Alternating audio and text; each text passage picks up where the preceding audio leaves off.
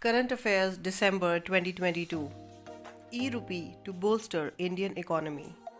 Let's see what is E-Rupee and how it will work. India is witnessing massive growth in digital transactions. The volume and value of UPI payments, that is Unified Payments Interface, transactions increased by 118% in the year 2022. India's digital rupee move based on transparent and efficient technology will provide customers with continuous access to the payment system. DC. India launched its CBDC or digital rupee or e-rupee on December 1st, 2022 this year. It is an electronic version of cash and it will be primarily meant for retail transactions. The pilot will initially cover the four cities of Mumbai, New Delhi, Bengaluru and Bhubaneswar. Let's learn what is CBDC or e-rupee.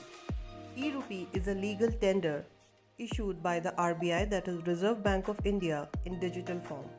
It is the same as the fiat currency and is exchangeable one-to-one with the fiat currency. E-rupee will be in the form of digital token representing a claim on the central bank and will effectively function as the digital equivalent of a banknote that can be transferred electronically from one holder to the other. Based on usage and functions performed by the digital rupee and considering different levels of accessibility, the RBI has demarcated the digital rupee into two categories. The first is retail e-rupee and the second is wholesale CBDC. Retail e-rupee is an electronic version of cash primarily meant for retail transactions, which can potentially be used by almost everyone and can provide access to safe money for payment and settlements. Wholesale CBDC, which is the second one, is designed for restricted access to select financial institutions. Financial transactions involving government securities and interbank transactions can be transformed by this technology. It also makes the capital market more efficient and secure in terms of operational cost, use of collateral, and liquidity management. How will the e-rupee be circulated in the market?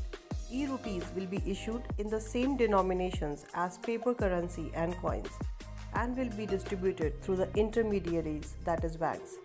Transactions will be through a digital wallet offered by the participating banks and stored on mobile phones and devices.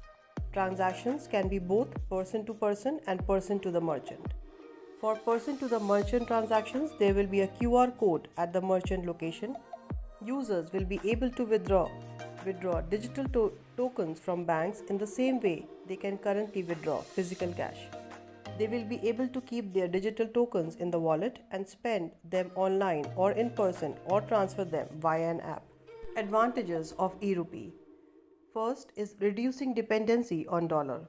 India can establish digital rupee as a superior currency for trade with its strategic partners and reducing reliance on the dollar. This occurs at a time when India is already in talks with Russia, UAE and Saudi Arabia to allow settlement of trade in the India rupee. Second advantage is cutting cost of maintaining physical currency. CBDC has the potential to reduce dependency on cash to the extent large cash usage can be replaced by CBDCs or e-rupees. The cost of printing, transporting, storing and distributing currency can be reduced. The third advantage is regulated intermediation. Along with reducing operational cost, it will also offer the public the same features as any private virtual currency like cryptocurrency without any risk associated with it. Unlike crypto, e-rupee has regulated intermediation and control arrangements that plays the crucial role of ensuring integrity and stability of the monetary and financial ecosystem. Another advantage of e-rupee is globalization of payment system.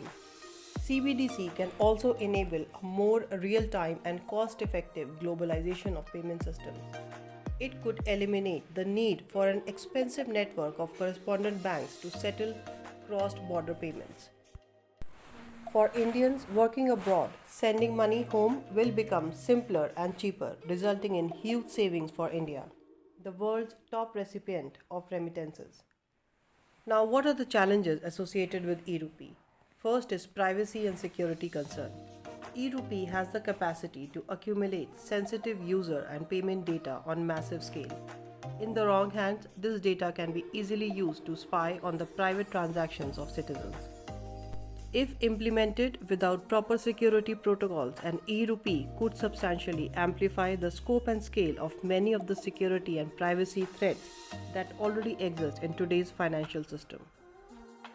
Second challenge is digital divide and financial illiteracy. High level of digital illiteracy is the biggest challenge and hindrance in the success of e-rupee in India.